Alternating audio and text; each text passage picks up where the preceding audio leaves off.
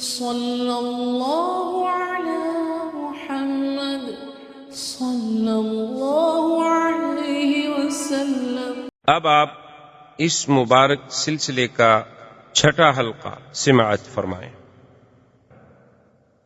کو بھلائی کا حکم کرو اور برائی سے روکو، ورنہ تو تم مسلمان نہیں بن سکتے۔ اب سیدنا صدیق رضی اللہ تعالی عنہ چلے، حضرت عثمان کے پاس آئے، ان پہ اسلام پیش کیا، فاسلم عثمان، حضرت عثمان بھی مسلمان ہو گئے۔ پھر حضرت سعد ابن ابی وقاص کے پاس آئے، ان پہ اسلام پیش کیا، حضرت سعد بھی مسلمان ہو گئے۔ عبد الرحمن ابن عوف کے پاس آئے، ان پہ اسلام پیش کیا، وہ بھی مسلمان ہو گئے۔ حضرت طلحہ کے پاس آئے، ان پہ اسلام پیش کیا، وہ بھی مسلمان ہو گئے۔ اور اسی طریقے سے اب یعنی جو اسلام پھیلنا شروع ہوا تو لوگ سیدنا ابو بکر کے ہاتھ پہ اسلام لا رہے، اور پھر فقراء میں سے، ضعفاء میں سے حضرت عمار، یاسر، سمیہ، صہیب، خباب، یہ سب اسلام لے آئے۔ حضور صلی اللہ علیہ وسلم نے اب اللہ کے حکم کے مطابق، کیونکہ اب تو اللہ نے حکم دے دیا تھا نا کہ انذر، اب تو لوگوں کو ڈرائیں، اب تو لوگوں کو دعوت دیں، اب تو آپ لوگوں کو پیغام الہی پہنچائیں اور دعوت توحید دیں، اور جو نہ مانے ان کو عذاب جہنم سے ڈرائیں، کیونکہ نبی کا تو وظیفہ ہی بشیر و نذیر ہوتا ہے کہ ماننے والوں کو بشارت دے اور انکار کرنے والوں کو ڈرائے۔ تو حضور صلی اللہ علیہ وسلم کے بارے میں آتا ہے کہ آپ نے ایک دن یہ کیا کہ صبح جو تھا جبل ابی قبیس پہ چڑھ گئے۔ آپ تو جانتے ہیں یہ مکے کا حجر اسود کے سامنے جو پہاڑ ہے جس پہ اب محلات بنے ہیں، یہ جبل ابی قبیس، اور اس پہاڑ کی بھی اپنی شان ہے کہ ھذا اول جبل وضع علی الارض، یہ دنیا کے پہاڑوں میں سب سے پہلا پہاڑ ہے جو زمین میں رکھا گیا، باقی پہاڑ سب بعد میں رکھے۔ حضور صلی اللہ علیہ وسلم جبل ابی قبیس پہ چڑھے، اور عربی زبان میں اس زمانے میں رواج تھا کہ اگر صبح کے وقت میں یا کوئی خطرناک بات کہنی ہو، لوگوں تک پہنچانی ہو، تو سپیکر یا مواصلات کے ذرائع تو نہیں تھے، لوگ اونچی جگہ پہ کھڑے ہو جاتے اور کہتے واہ صباحا۔ اب حضور نے 2-3 دفعہ جب آواز لگائی، سارے مکے والے بھاگے، کیونکہ وہ تو جانتے تھے کہ اللہ کا نبی ہے محمد الرسول اللہ۔ نبی نہیں مانتے تھے کہ صادق الامین تو مانتے تھے کہ سچا ہے، امانت والا ہے، دیانت والا ہے، اور جس نے 40 سال میں کبھی اپنی زبان مبارک سے غلط بات نہیں کی، اور وہ کبھی پہاڑ پہ نہیں چڑھے، اور انہوں نے ایسا تو کبھی نہیں کیا۔ سب کے سب قریش دوڑے، بنو ہاشم دوڑے، بنو مخزوم دوڑے، سب دوڑے۔ آئے تو کیا دیکھتے ہیں کہ سرکار دو عالم صلی اللہ علیہ وسلم سیدنا محمد الرسول اللہ پہاڑ پہ کھڑے ہیں، اور سارے قریب آ گئے، اور آپ نے فرمایا کہ سرداروں، قریشیوں، مکے والوں، ایک بات بتاؤ، اگر میں تمہیں یہ خبر دوں کہ اس پہاڑ کے پیچھے تمہارا دشمن جو ہے لشکر لے کے بیٹھا ہوا ہے اور حملہ کرنے والا ہے، کیا تم میری خبر کو مان لو گے؟ تو انہوں نے کہا کہ جی بالکل مان لیں۔ یعنی اتنی بڑی اہم خبر، کبھی پہاڑ کے پیچھے دشمن فوجیں لے کے یہاں تک پہنچ گیا ہے، ابھی بس چڑھائی کرے گا تم پر، اتنی بڑی خبر اگر میں دوں تو میری خبر کو مان لو گے؟ انہوں نے کہا جی بالکل مان لیں گے، کیسے نہیں مانیں گے؟ ما جربناک الا صادقا عادلا، ہم نے تو 40 سال میں حضور آپ کو سچا پایا، ہم نے تو آپ کو عدل والا، انصاف والا پایا ہے، کبھی آپ کی زبان مبارک سے ہم نے کوئی جھوٹی بات سنی ہی نہیں، تو کیسے نہیں مانے؟ تو حضور نے فرمایا پھر سنو، میں تمہیں ایک کلمہ سکھلاتا ہوں، اگر وہ تم مان لو نا، صرف عرب تو عرب، عجم بھی تمہارے غلام ہو جائیں، صرف عرب نہیں، عرب تو معمولی سی بات، قد دانت لکم العجم، پورا عجم تمہارے دروازوں پہ سرنگوں ہو جائے گا۔ انہوں نے کہا علمنا یا رسول اللہ، علمنا یا محمد، جلدی کریں بتائیں ایسا کون سی بات ہے، ہم تو بالکل ماننے کے لیے تیار ہیں، کیونکہ عربوں کو سرداری کا تو بڑا شوق تھا نا مکے والوں کو۔ انہوں نے کہا اتنی بڑی سرداری کہ پورا عجم بھی ہماری قیادت مان لے؟ حضور نے کہا بالکل۔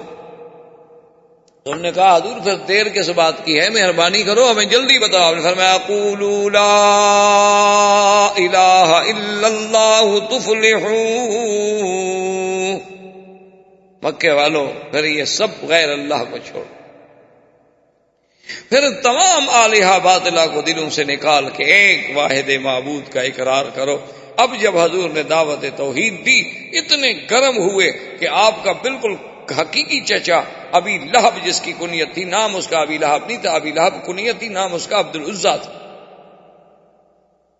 کیونکہ عرب میں یہ رواج ہوتا ہے، ایک نام ہوتا ہے، ایک کنیت ہوتی ہے اور ایک لقب۔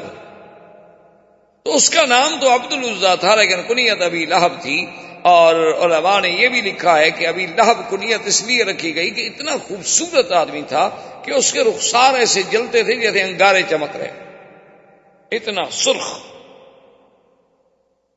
تو اس نے بدبخت نے سرکار دو عالم صلی اللہ علیہ وسلم کی شان میں سب سے پہلی جو گستاخی کی تو ابی لہب نے کی، کہا کہ تبا لک لہذا جماعتنا، کہنے لگا نعوذ باللہ، ہلاکت ہو آپ کے لیے، آپ کے ہاتھ ٹوٹ جائیں۔ ایک محاورہ ہے عرب کا تبن، تو اس نے کہا کہ آپ کے ہاتھ ٹوٹ جائیں، نعوذ باللہ، آپ کے لیے اسی لیے ہمیں بلایا تھا، یہی ایک کلمہ ہمیں سنانا تھا، اسی لیے تم نے ساری برادری کو تکلیف دی، اکٹھا کر لیا۔ اور یہ کہہ کر لوگوں سے کہا چلو چلو چھوڑو چھوڑو چھوڑو، بس اس کی باتیں نہ سنو، اور لوگ چلے گئے۔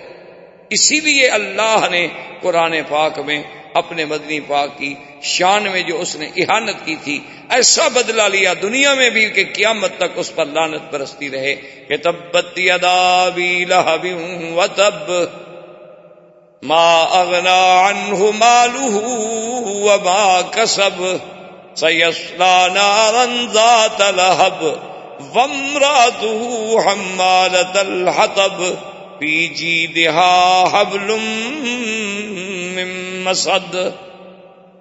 تو اللہ نے قرآن پاک میں اتارا تو ابی لہب یہ کہہ کے آ گیا، لیکن اب کافروں نے حضور صلی اللہ علیہ وسلم کے مقابلے پر آنے کی سوچنی شروع کر دی کہ بھئی یہ تو روز توحید کی بات کر رہا ہے، کبھی سنتے ہیں حضرت عثمان مسلمان ہو گئے، کبھی سنتے ہیں عبد الرحمن ابن عوف مسلمان ہو گئے، کبھی ہم سنتے ہیں کہ طلحہ مسلمان ہو گئے، اب مقابلے پہ تم۔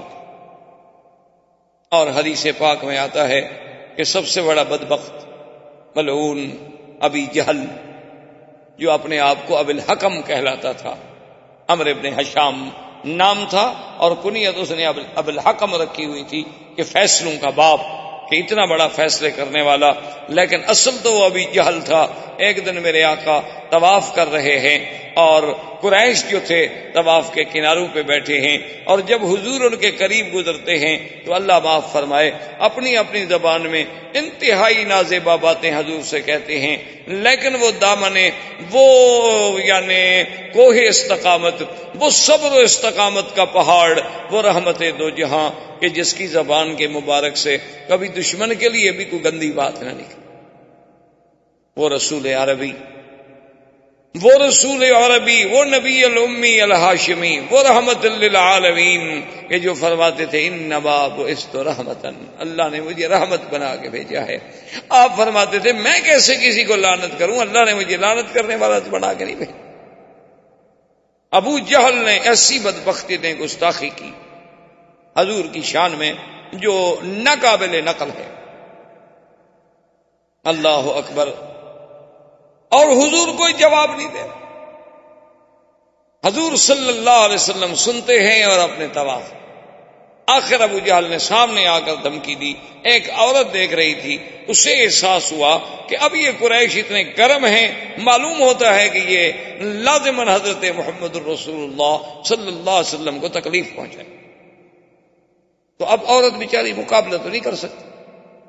ایک روایت مبارک میں آتا ہے کہ اس عورت نے جا کے سیدہ فاطمہ الزہرا سے کہا، اور بی بی فاطمہ الزہرا جب آئی اس نے دیکھا کہ میں بھی ایک عورت کا کیا مقابلہ کروں، تو انہوں نے جا کے حضرت صدیق کو خبر دی، اور حضرت صدیق آئے اور کافروں کے اور حضور کے درمیان میں آ کے دیوار بنی۔ ظالمو، بات نہ مانو، تمہاری مرضی، لیکن تمہیں یہ کیا بات ہے کہ تم لڑنے اور مرنے پہ آمادہ۔ اور اور بعض روایات میں یہ بھی آیا ہے کہ حضرت صدیق رضی اللہ تعالی عنہ کو بھی انہوں نے مارا اور حضور صلی اللہ علیہ وسلم پر بھی حملہ کیا. لیکن بعض مفسرین محدثین کہتے ہیں کہ نہیں، یہ واقعات بعد کے ہیں. اس دفعہ تحدید جو تھی وہ صرف زبانی کلامی رہی، لیکن سب سے زیادہ گستاخی کرنے والا جو تھا وہ ابو جہل. اب جناب جب ابو جہل کے بارے میں اس عورت نے تو سن لیا تھا نا کہ ابو جہل کیسی کیسی باتیں کہہ رہا ہے حضور کو، تو وہ دوڑی ہوئی گئی تو اس نے جا کے سیدنا حمزہ رضی اللہ تعالی عنہ کو کہا کہ حل سمیتا، تمہیں پتا ہے کہ ما قال ابی جہل نے آج کیا کیا؟ انہوں نے کہا کیا؟ چونکہ حضرت حمزہ شکار کھیلنے کے لیے گئے ہوئے تھے اور شکار کھیل کے ہی باہر جنگل سے تشریف لا رہے تھے کہ راستے میں عورت مل گئی. اس نے کہا آج تو اس نے ایسی ایسی باتیں کی، اتنی نعوذ باللہ سب کو شتم کیا اور اتنی تحدید کی اور اتنی دھمکیاں دی کہ زمین پھٹ جاتی، لیکن کوئی بھی حضور کی طرف سے جواب دینے والا نہیں تھا اور حضور صبر کر کے سنتے رہے. حضرت حمزہ کا خون کھول گیا. اب اسلام تو نہیں لائے تھے، مسلمان نہیں ہوئے تھے. حضرت حمزہ نے اپنا شکار وکار وہیں پھینکا اور دوڑے تلوار لے کر اور پوچھا آئین ابی جہل، ابا جہل کا؟ انہوں نے کہا وہ دار الندوہ میں بیٹھا ہے. تو دار الندوہ میں پہنچے اور آتے ہوئے ابی جہل کے سر پہ تلوار الٹی کر کے ماری کہ اس کے سر کو زخمی کر دیا اور خون بہنے لگا. انہوں نے کہا حل تسب محمد، خبردار تم محمد مصطفیٰ کو گالیاں دیتے ہو. اللہ کے نبی کے خلاف کوئی اگر زبان ہلے گی تو میں زبان کھینچ لوں گا. تم نہ مانو ان کی بات کو، لیکن یہ تمہیں کس نے حق دیا ہے کہ گالیاں دو؟ تمہیں نہیں پتا کہ میں ابھی زندہ ہوں؟ تمہیں نہیں پتا کہ حمزہ ابھی دنیا میں موجود ہے؟ اور اس کو مار کر بنی مخزوم کو جب پتہ چلا تو وہ وہاں سے تلواریں لے کے نکلے حضرت حمزہ کے مقابلہ کرنے کے لیے. بنو مخزوم جو تھا وہ قبیلہ تھا ابی جہل کا، اصل قبیلہ تو قریش تھا نا، پھر آگے شاخیں تھیں، کہیں بنو ہاشم تھے، کہیں بنو مخزوم تھے، کہیں بنو کلاب تھے، کہیں بنو، اصل تو قریش تھے. تو وہ جناب جب دوڑے تو ابو جہل آدمی تو بہرحال یعنی اپنے دنیاوی اعتبار سے تو بڑا سمجھدار تھا. اس نے اپنے قبیلے سے کہا کہ لا تفعلوا شیئا لا تقولوا شیئا، خبردار حمزہ کو کچھ نہ کہنا، زیادتی تو میری ہے، میں نے حضور کی شان میں گستاخی تو کی، گالیاں تو دی. اللہ کے نبی نے، حضرت محمد رسول اللہ صلی اللہ علیہ وسلم نے تو مجھے کچھ نہیں کہا تھا، لیکن میں نے زیادتی کی. تو اب اگر حمزہ نے اپنی اس زیادتی کا بدلہ لیا ہے تو ٹھیک ہے، آخر حضرت حمزہ تو ان کے ابن عم ہیں. تو حضرت حمزہ اس خوشی میں پوچھتے ہوئے آئے کہ این محمد صلی اللہ علیہ وسلم، کہ محمد رسول اللہ کہاں؟ انہیں بتلایا گیا کہ حضور اپنے گھر میں. تو حضرت حمزہ رضی اللہ تعالی عنہ اسی عالم میں تشریف لائے اور آگے کہا کہ ابشر یا محمد، کہ محمد پاک مبارک ہو، میں نے تمہارا بدلہ لے لیا، انتقام لے لیا میں نے ابی جہل سے کہ اس نے آپ کی شان میں زبان درازی کی، اور میں نے دار الندوہ میں سرداروں کے سامنے، روسائے کفار قریش کے سامنے اس کے سر پہ تلوار مار کے سر زخمی کر دیا. حضور چپ. تو حضرت حمزہ نے کہا حضور میں اتنا بڑا مقابلہ کر کے آ رہا ہوں، یعنی میں نے ابو جہل سے لڑائی لے لی، بنو مخزوم سے لڑائی لے لی، اور آپ کو خوشی نہیں ہوئی. آپ نے فرمایا حمزہ مجھے تو خوشی تب ہوگی جب تم کہو گے لا الہ الا اللہ. یہ بدلہ لینا تو معمولی سی بات، یہ تو تم نے میری ذات کا دفاع کیا ہے، تم نے میرے دین کا تو دفاع نہیں کیا. یہ تو میری ذات کے لیے تم کھول گئے، تمہارا خون کھول گیا، اور یہ تو قبیلوں کی بات ہے، قبیلے والے کی مدد کرتے ہیں، لیکن مجھے تو تب خوشی ہوگی جب تم میرے دین کے سپاہی بنو گے، میرے دین کا دفاع کرو گے. فشہد وقال فاسمع یا رسول اللہ اشہد ان لا الہ الا اللہ واشہد ان محمد رسول اللہ. انہوں نے کہا حضور پھر سن لیں، اگر آپ کو اسی پہ خوشی ہے تو پھر گواہ ہو جائیں گے میں بھی مسلمان ہوں. اب حضرت حمزہ بھی مسلمان ہو. حضور صلی اللہ علیہ وسلم کا اب دعوت کا زور جب پھیلنے لگا تو کفار قریش اکٹھے ہو کے آئے، اور انہوں نے آ کے آپ کے چچا ابی طالب سے کہا کہ بھائی یہ کیا بات ہے، انہ یصفح احلامنا وانہ یصفح اجدادنا وانہ یخالف دیننا، کہ محمد مصطفیٰ تو ہمارے بالکل یعنی وہ کہتے ہیں ہم سب پاگل ہیں، ہمارے باپ دادا بھی پاگل تھے، اور ہمارے اجداد بھی پاگل تھے جو سب بتوں کی پوجا کرنے آئے، اور پھر لات عزا ہمارے خداؤں کو بھی نہیں معاف کرتا، اس کا کیا کیا جائے؟ تو اس نے کہا کہ تم خود بات کرو، نے کہا کہ نہیں تم بھی بات کرو، ہم بھی بات کریں گے۔ تو ایک روایت میں آتا ہے کہ سردار قریش اکٹھے ہو کے آئے، انہوں نے کہا محمد عربی صلی اللہ علیہ وسلم ہم آپ سے کچھ بات کرنا چاہتے ہیں۔ انہوں نے کہا ٹھیک بات، کیا بات؟ انہوں نے کہا بات یہ ہے کہ یہ جو آپ نے ایک نیا دین پیش کیا ہے، ہمارے آباء و اجداد نے تو آج تک ایسی باتیں نہیں سنی، ہم تو یہی دیکھتے آئے، لات عزا دیکھتے آئے، عبد المطلب بھی انہی کو دیکھتا آیا، اور بھی سارے اسی کو دیکھتے آئے، اسی طرح ان کے چڑھاوے چڑھتے رہے، ان کے چرنوں میں قربانیاں ہوتی رہیں، جانور ذبح ہوتے رہے، اور اب آپ نے آ کر یہ سارے دین کو ہی الٹ پلٹ کر کے رکھ دیا ہے۔ تو آپ مجھے بتائیں کہیں کوئی آپ کو تکلیف تو نہیں، آپ پر کسی جن کا اثر تو نہیں؟ اگر ایسی بات ہو تو ہم آپ کو فلاں فلاں آدمی کے پاس لے جاتے ہیں اور آپ کا علاج کراتے ہیں۔ اور دوسری بات یہ ہے کہ یا رسول اللہ اگر آپ کو یہ خیال ہو کہ ہم ایک نئی بات پیدا کر کے میں شہرت حاصل کروں اور میں لیڈر بن جاؤں اور مکے کی مجھے حکومت و سلطنت مل جائے، تو ہم مکے کی سلطنت آپ کو ویسے دینے کے لیے حاضر ہیں، آپ ہمارے سردار بن جائیں، ہم آپ کے غلام بننے کے لیے تیار ہیں۔ اور تیسری بات یہ ہے کہ آپ کسی بڑے گھر میں اگر شادی کرنا چاہتے ہوں، کیونکہ جب شہرت ہوتی ہے تو پھر بڑے گھر کی لڑکیاں بھی شادی کر لیتی، پھر جو ہے شہرت کے بعد پھر دولت والت کو نہیں دیکھا جاتا۔ دیکھا نہیں آج کل آپ نے کہ جیسے شہرت ہو چاہے برائی کی ہو، بڑے سے بڑے خاندان کی لڑکیاں جو ہیں وہ شادی کر لیتی۔ تو اگر آپ کو کسی ایسی بات کی تمنا ہے تو آپ اشارہ تو کریں، آپ اشارہ تو کریں مکے کے کس خاندان کا، ہم تو ہر لڑکی قربان کرنے کے لیے تیار ہیں۔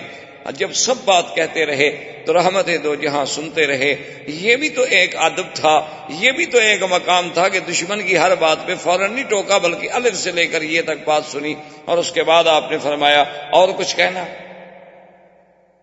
انہوں نے کہا کہ نہیں جی ہم تو آپ کو ساری باتیں کہہ چکے کہ آپ کو علاج کرانا ہے تو ہم حاضر ہیں، آپ کو جن کا اثر ہے تو جن نکالنے کے لیے ہم حاضر ہیں، آپ کو دولت چاہیے تو ہم دینے کے لیے حاضر ہیں، مکے کی سرداری چاہیے تو سردار ماننے کے لیے حاضر ہیں، کسی اعلیٰ نسل کے خاندان میں شادی کرنی ہے تو ہم بچیاں دینے کے لیے تیار ہیں، اور بتائیں کیا کریں، بس مہربانی کرو ہمارے خداؤں کی برائی چھوڑ۔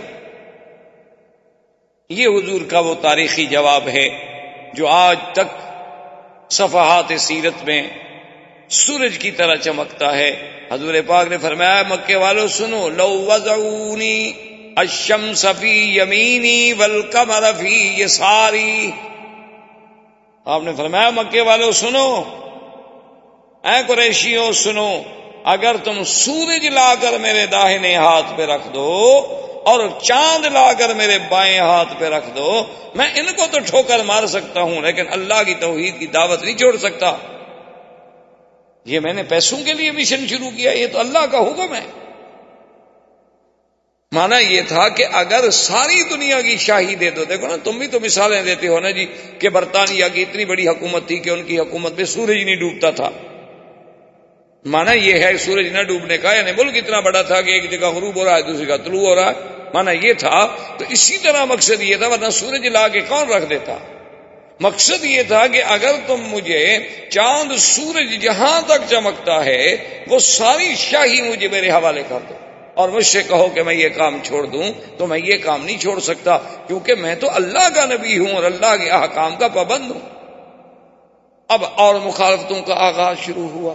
اب لوگوں نے کہا کہ کریں کیا، اور ساتھ ان کو یہ تکلیف ہوتی کہ عجیب بات یہ ہے کہ جو بھی حضور کے قریب جاتا ہے وہ فوراً مسلمان ہو جاتا ہے، جو نفرت ہے قریب نہیں جاتا، کیونکہ آپ اگر اینک پہن لینا جی سرخ شیشے والی تو پورا علاقہ آپ کو سرخی نظر آئے گا، اور سبز پہنے تو سبز نظر آئے گا۔ جب آنکھوں پہ بغض کی اینک چڑھی ہو پھر تو نبی کا نبوت بھی سمجھ نہیں آتی نا۔ تو انہوں نے کہا کہ جی اب کیا کریں، سمجھ نہیں آتی یہ بات کیا ہے، آخر حضور کے پاس نہ تو پیسہ ہے اور نہ حضور کے پاس کوئی بہت بڑی قوت ہے، طاقت ہے، عمار ہے، یاسر ہے، بی بی سمیہ ہے، صہیب ہے، خباب ہیں، ابی ذر ہیں، غریب لوگ ہیں، غلام ہیں۔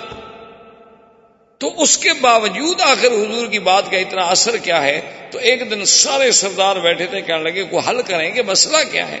تو ولید ابن المغیرہ نے کہا کہ ایسا کرو تم مجھے چھوڑو، میں جا کے بات کرتا ہوں اور پھر میں آگے تمہیں حقیقت بتلاتا ہوں کہ حقیقت کیا ہے۔ یہ ولید ابن المغیرہ وہ ہیں جو حضرت خالد کے باپ تھے، اور یہ قریش مکہ کا بہت بڑا سر اور دولت کے اعتبار سے بھی بہت بڑا آدمی تھا اس زمانے میں۔ مکے سے لے کر طائف تک اس کے باغات تھے اور زمینیں تھیں اور پیسہ تھا، اسی لیے وہ بڑی فخر کرتا تھا، انا الولید ابن الولید، میں اکیلا ہوں دنیا میں۔ تو وہ آیا حضور کی خدمت میں، آ کے بیٹھ گیا، کہنے لگا حضور میں نے آپ سے باتیں کرنی ہیں۔ اور فرمایا بتاؤ کیا بات؟ اس نے پھر وہی ساری باتیں دہرائی کہ جی آپ کیوں ہمیں جھوٹا کر رہے ہیں، آپ کیوں ہمارے خداؤں کی تذلیل کر رہے ہیں۔ حضور سنتے رہے۔ جب بات ختم ہو گئی حضور نے فرمایا ولید تم نے بات ختم کر لی؟ تو ولید نے کہا کہ ہاں یا محمد میں نے بات ختم کر لی۔ آپ نے فرمایا اچھا بیٹھو اب میری بات بھی سن۔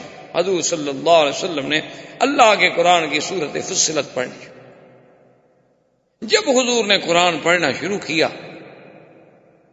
تو اس آیت میں، ان آیات میں ایک آیت یہ بھی تھی کہ کیا تم اس مقام پر جانا چاہتے ہو کہ جیسے قوم عاد پہ اللہ کا عذاب آیا تم پر بھی آئے؟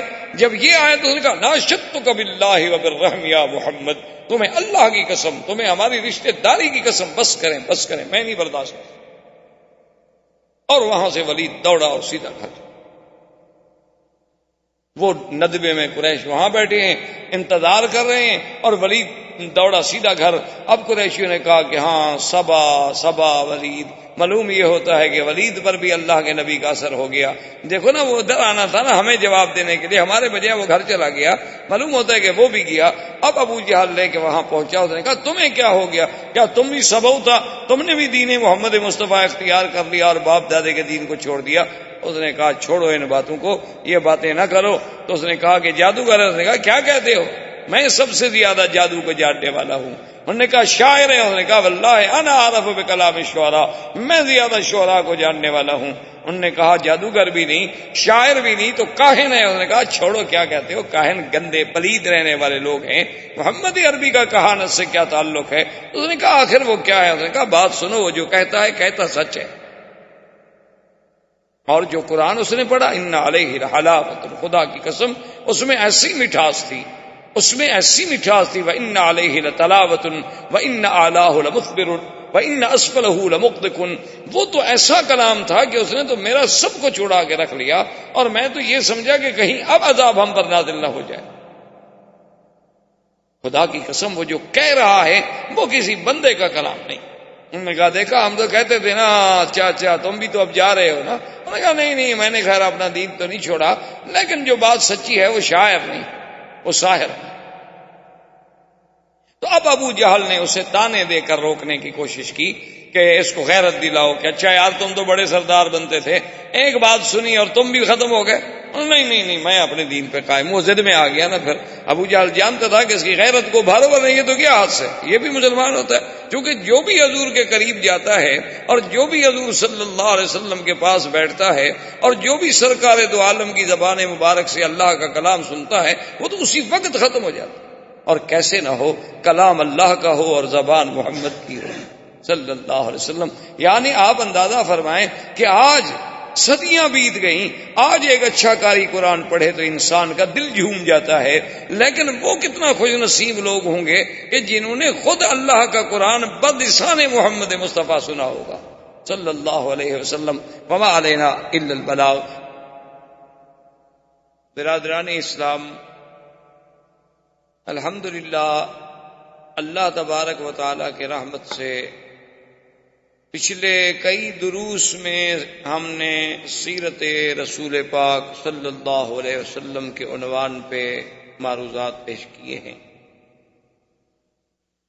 تو حضور صلی اللہ علیہ وسلم کی بعثت سے قبل کے احوال، پھر حضور صلی اللہ علیہ وسلم کے ولادت سے قبل کے مبشرات، پھر حضور صلی اللہ علیہ وسلم کی ولادت کے احوال، اور اس کے بعد حضور صلی اللہ علیہ وسلم کا دور رضاعت، اور پھر حضور صلی اللہ علیہ وسلم کے بچپن کے احوال، اس کے بعد حضور صلی اللہ علیہ وسلم کی شباب اور آپ کے اسفار، سب سے پہلا سفر شام کے بارے میں، اور پھر سیدہ خدیجہ رضی اللہ تعالی عنہا سے آپ کا نکاح مبارک،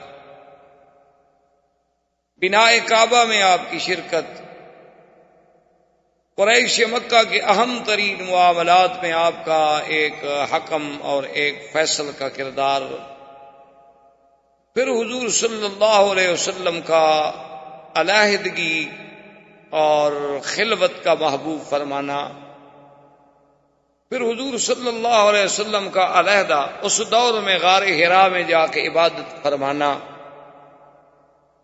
اور غار حرا کی اس دور میں جبریل علیہ السلام کا آپ پر سب سے پہلی دفعہ اترنا،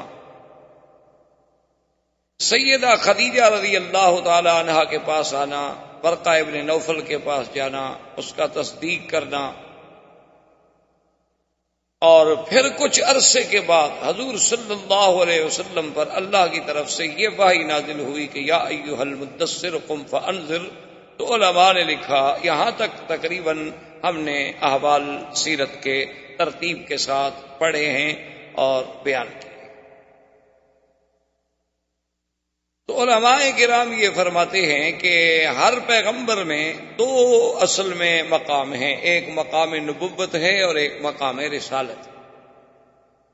مقام نبوت تو یہ ہوتا ہے کہ اللہ کی وحی آ گئی، اللہ تبارک و تعالیٰ سے علاقہ وحی قائم ہو گیا، لیکن اس کو مستقل شریعت نہیں دی جاتی، کتاب نہیں دی جاتی۔ اور رسول وہ ہوتا ہے جس کو اللہ مستقل شریعت عطا فرماتے ہیں اور کتاب عطا فرماتے ہیں۔ تو اس کو یوں سمجھیں کہ ہر رسول تو نبی ہوتا ہے، لیکن ہر نبی رسول نہیں ہوتا۔ جیسے کہ حضرت ہارون علیہ السلام نبی تھے لیکن رسول نہیں تھے، موسیٰ علیہ السلام اللہ کے رسول بھی تھے اور نبی بھی تھے، تو سرکار دو عالم صلی اللہ علیہ وسلم بھی اللہ کے رسول بھی ہیں اور نبی بھی۔ تو اب علماء یہ فرماتے ہیں کہ جب غار حرا میں پہلی آیتیں اتری، اقرا بسم ربک الذی خلق، خلق الانسان من علق، 5 آیتیں جب اتری تو وہ کہتے ہیں نبئ رسول اللہ، یعنی حضور کو نبوت مل گئی کہ اللہ کی وحی کا سلسلہ آپ کے ساتھ شروع ہو گیا۔ اور جب اللہ نے کچھ عرصے کے بعد پھر یہ آیت مبارک اتاری کہ یا ایھا المدثر قم فانذر، اے کپڑے میں لپٹنے والے میرے محبوب اٹھیں، اب آپ لوگوں کو ڈرائیں، تو اب معنی یہ ہے کہ رسالت کی ابتدا ہو، کیونکہ نبوت میں تو وحی کا تعلق تھا، رسالت میں حکم انذار جب شروع ہوا تو معنی یہ، اس لیے بعض علماء اس کو عربی میں کہتے ہیں نبئ باقرا وارسل بالمدثر، کہ حضور صلی اللہ علیہ وسلم کو نبوت کا شرف تو مل گیا جب آپ پر اقرا نازل، اور جب آپ پر سورت مدثر نازل ہوئی تو پھر حکم انذار ملا کہ اب آپ لوگوں کو ڈرائیں، لوگوں کو اللہ کے عذاب سے بچائیں، لوگوں کو جہنم سے ڈرائیں، لوگوں کو جنت کی بشارات دیں۔ تو اب جناب یہ احکام آئے۔ اسی طرح حکم آیا انذر عشیرتک الاقربین، کہ اپنے عزیزوں کو اور اپنے رشتہ داروں کو بھی آپ ڈرائیں۔ تو اب حضور صلی اللہ علیہ وسلم نے فرائض رسالت کی ادائیگی کے لیے آپ نے کام شروع فرمایا۔ اسی ضمن میں حضور صلی اللہ علیہ وسلم پر سب سے پہلے ایمان لانے والوں میں، یعنی آپ یوں سمجھ لیں آسانی کے ساتھ، جمہور کے ساتھ، یہ ہے کہ عورتوں میں سب سے پہلے ایمان لانے والی سیدہ خدیجہ الکبریٰ ہیں، اور بچوں میں سب سے پہلے ایمان لانے والے حضرت علی ہیں، اور اسی طرح بڑوں میں سب سے پہلے ایمان لانے والے سیدنا ابی بکر رضی اللہ تعالی عنہ ہیں، اور غلاموں میں سب سے پہلے ایمان لانے والے حضرت زید، حضرت خباب، وہ حضرات ہیں، اور پھر حضرت ابو بکر کی دعوت پر حضرت عثمان، حضرت زبیر، حضرت طلحہ، حضرت عبد الرحمن ابن عوف اسلام لے آئے۔ انہوں نے اسلام قبول کیا لیکن ان کو دعوت دینے والے سیدنا ابی بکر تھے۔ اب حضور صلی اللہ علیہ وسلم کے گھر میں سے آپ کی صرف بیوی نہیں بلکہ آپ کی بیٹیاں بھی آپ پر اسلام لے آئیں، 4 بیٹیاں ایمان لے آئیں، اور جہاں تک حضور کے بیٹوں کا تعلق ہے انہیں تو بڑی عمر ہی نہیں ملی. حضور صلی اللہ علیہ وسلم کے بیٹے یعنی قاسم، عبداللہ اور ابراہیم. طیب اور طاہر جو ہے یہ لقب ہے، حضور کے بیٹوں کا نام نہیں. حضور صلی اللہ علیہ وسلم کے بیٹے جو ہیں وہ 3 تھے. سب سے بڑے بیٹے قاسم تھے، اس کے بعد عبداللہ تھے اور اس کے بعد ابراہیم تھے. یہ عبداللہ جو ہیں ان کو حضور محبت سے طیب پکارتے تھے، اور آپ کی والدہ جو تھی سیدہ خدیجہ وہ آپ کو طاہر کہتی تھی. تو یہ آپ کے القاب تھے، لیکن الگ نام نہیں تھے حضور کے بیٹوں. اور جہاں تک حضور کی بیٹیوں کا تعلق ہے تو اس میں آپ کی 4 بیٹیاں تھیں، سیدہ زینب، سیدہ رقیہ، ام کلثوم اور بی بی فاطمہ الزہرا رضوان اللہ تعالی علیہن اجمعین. تو یہ سب کے سب حضور صلی اللہ علیہ وسلم پر اسلام. اب اس کے بعد اللہ تبارک و تعالیٰ کے حکم سے حضور صلی اللہ علیہ وسلم نے اپنے خاندان والوں کو جب دعوت اسلام دی تو بی بی صفیہ اسلام لے آئیں، جو چچی ہیں حضور صلی اللہ علیہ وسلم. اور اسی طرح فقراء میں اور ضعفاء میں وہ حضرت بلال رضی اللہ تعالی عنہ، اسی طرح بی بی سمیہ، اسی طرح حضرت عمار، اسی طرح حضرت یاسر، اسی طرح حضرت خباب، اسی طرح حضرت صہیب، یہ سب فقراء اور ضعفاء مکہ کے لوگ تھے جو آپ پر اسلام لے آئے.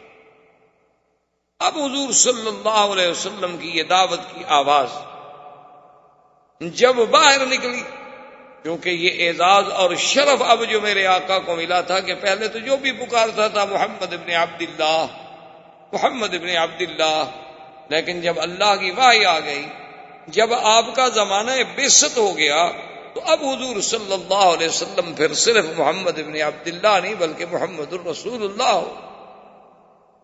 تو اب حضور صلی اللہ علیہ وسلم کی جب دعوت کی آواز ذرا باہر جانے لگی تو ایک عجیب واقعہ پیش آیا کہ حضرت ابی ذر رضی اللہ تعالی عنہ، یہ ابی ذر رضی اللہ تعالی عنہ جو ہیں یہ بھی حضور کے بڑے شان والے صحابہ ہیں، اور یہ ان صحابہ میں ہیں جو زہاد تھے، جو بڑے زاہد تھے، بڑے عابد تھے. اور یہ ان لوگوں میں ہیں کہ جو آج کا کھانا کل کے لیے رکھنے کو بھی جائز نہیں سمجھتے تھے. یعنی حضرت ابی ذر جو تھے ان کا اتنا اس بات پہ یقین تھا، وہ کہتے تھے کہ مسلمان کو کیا ضرورت ہے کہ کل کے لیے کھانا بچا کے رکھے، کوئی پتہ نہیں ہم کل زندہ بھی رہیں گے کہ نہیں رہیں، تو کیا ضرورت ہے ہم خواہ کھانا رکھیں.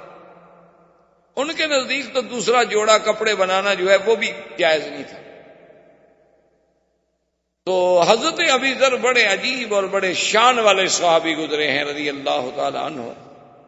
ان کا اسلام بھی شان والا اور ویسے بھی شان والے کہ ایک دفعہ حضور صلی اللہ علیہ وسلم غزوہ میں جہاد میں تشریف لے گئے تو حضرت ابی ذر پیچھے رہ گئے، یعنی حضور کے ساتھ سفر نہ کر سکے.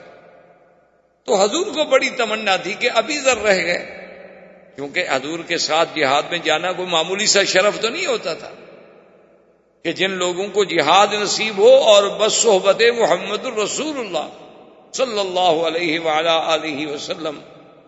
تو حضور صلی اللہ علیہ وسلم نے 1-2 دفعہ اپنے صحابہ سے بھی پوچھا کہ بھئی ابی ذر نہیں آئے، تو اب صحابہ کہیں کہ حضور وہ تو نہیں آئے.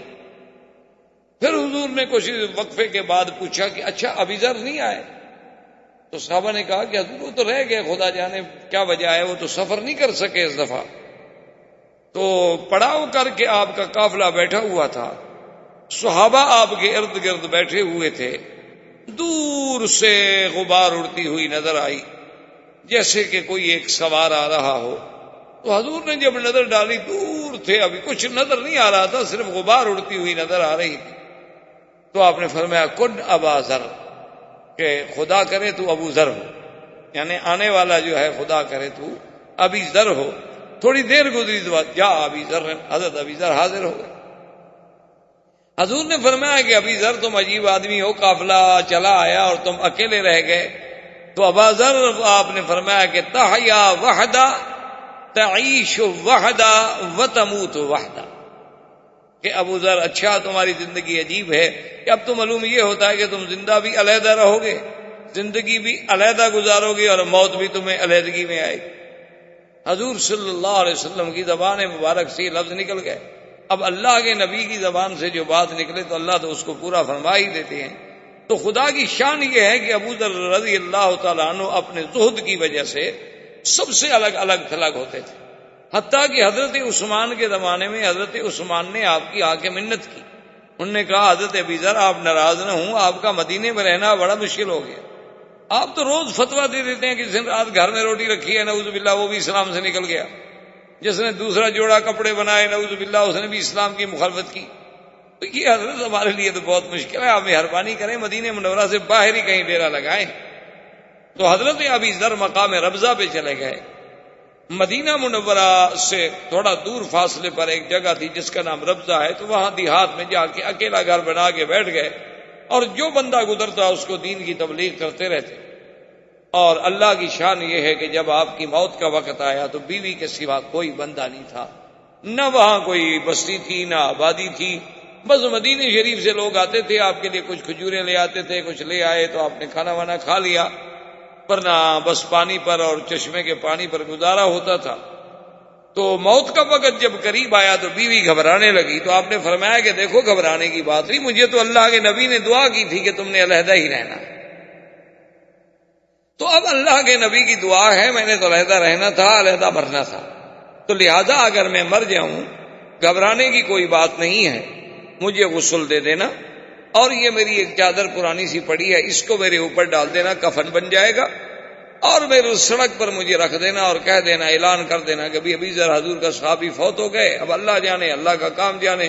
اللہ چاہیں گے تو کوئی جنازے پڑھنے والا بھیج دیں گے، نہیں تو کوئی جنگل کے جانور آ کے کھا جائیں گے. جب حضور نے فرمایا کہ تم نے علیحدہ مرنا ہے تو ہم نے مرنا تو علیحدہ ہے. تو آپ کی زوجہ محترمہ نے آپ کی وصیت کے مطابق آپ کی موت کے بعد آپ کو غسل دیا، کفن دیا، اعلان کیا کہ مات ابی ذر صاحب رسول اللہ صلی اللہ علیہ وسلم، کہ آج حضور کا وہ ساتھی، حضور صلی اللہ علیہ وسلم کا دیوانہ و پروانہ ابی ذر فوت ہو گیا ہے. یا اللہ تو جانتا ہے میں اکیلی عورت ہوں، میں کیا کر سکتا. فمر بہا رکب اصحاب رسول اللہ. تو تاریخ میں آتا ہے ابھی تھوڑی سی دیر گزری کہ صحابہ کا ایک لشکر وہاں سے گزرا. انہوں نے دیکھا کہ میت رکھی ہے، یہ کیا مطلب ہے، سڑک پر اکیلی میت ہے. فلما سالوا فوجدوا ابا ذر. جب انہوں نے تحقیق کی تو ابی ذر کا جنازہ ملا تو بڑے خوش ہوئے، جنازہ پڑھا اور وہیں ابی ذر رضی اللہ تعالی عنہ کو دفن کیا. تو یہ ابی ذر کی زندگی بڑی عجیب و غریب زندگی تھی. تو ابی ذر کہتے ہیں کہ مجھے اطلاع ملی کہ ایک نبی پیدا ہوئے ہیں جس کا نام محمد الرسول اللہ صلی اللہ علیہ وسلم. ان کے بھائی تھے، ان کو انیس کہتے تھے. انس کی تصغیر ہے انیس. تو جیسے سلیم، سلیم، انس، انیس، صحب، صحیب. تو ان کا نام انیس تھا اور یہ بہت بڑے شاعر. حضرت ابی رضی اللہ تعالیٰ عنہ کے بھائی جو تھے یہ بہت بڑے شاعر. چونکہ اس دور میں اصل بات یہ ہے کہ یاد رکھیں کہ اس زمانے میں فصاحت و بلاغت تو عربوں کی گھٹی میں پڑی.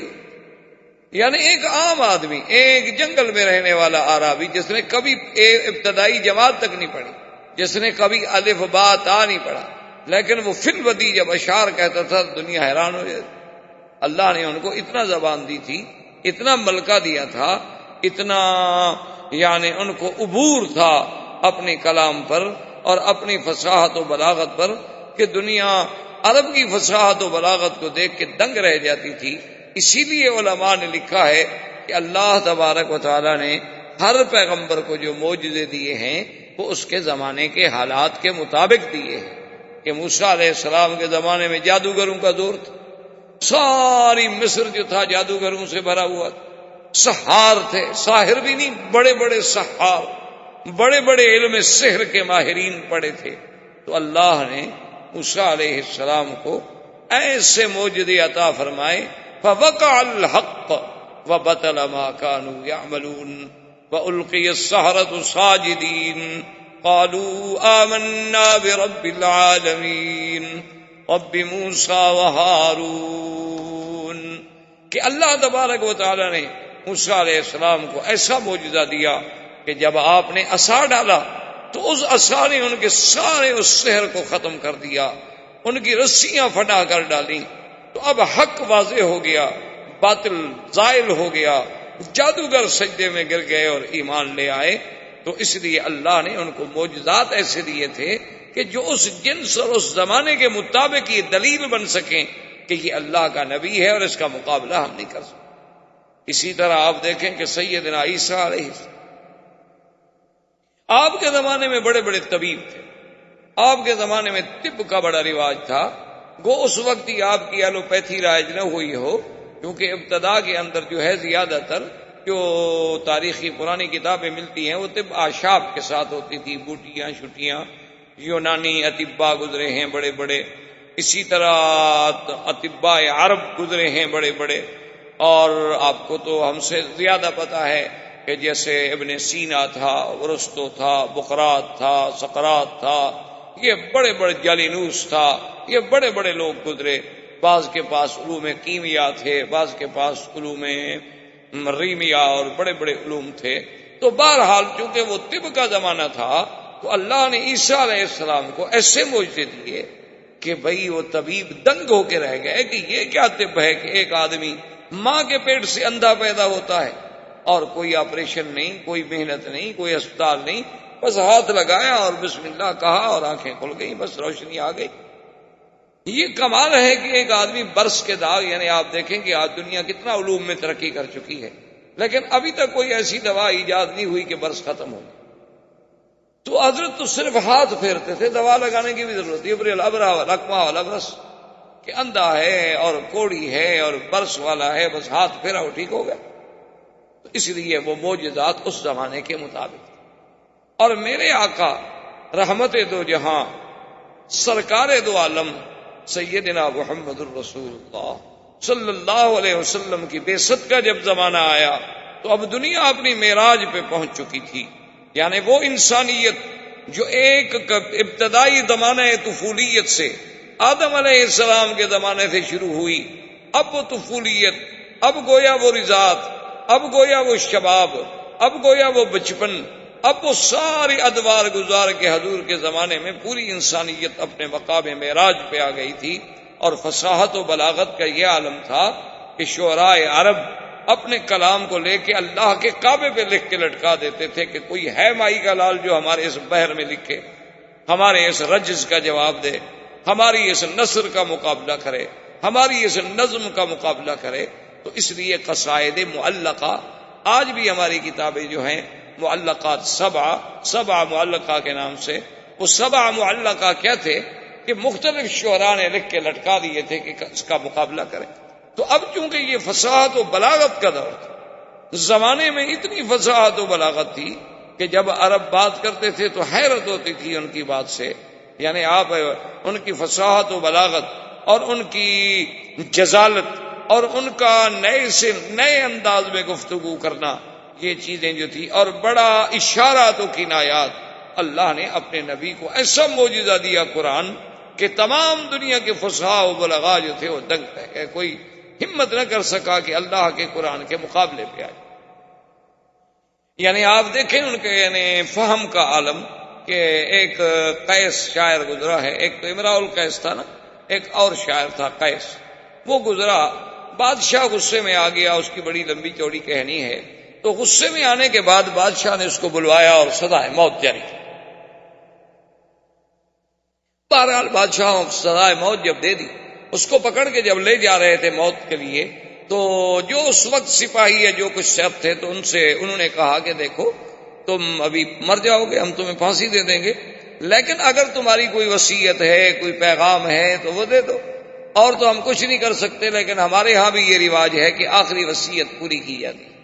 تو آپ ہمیں کوئی پیغام دے دیں. انہوں نے کہا میں نے کیا پیغام دینا ہے، شاعر آدمی ہوں، نہ میری کوئی اتنی بڑی برادری ہے، میری تو صرف 2 لڑکیاں ہیں اور فلاں شہر میں رہتی ہیں، اور کبھی آپ لوگوں کا وہاں آنا جانا ہو تو بس ان کو اتنا کہہ دیجئے گا کہ یا ابنتا قیس ان اباکم.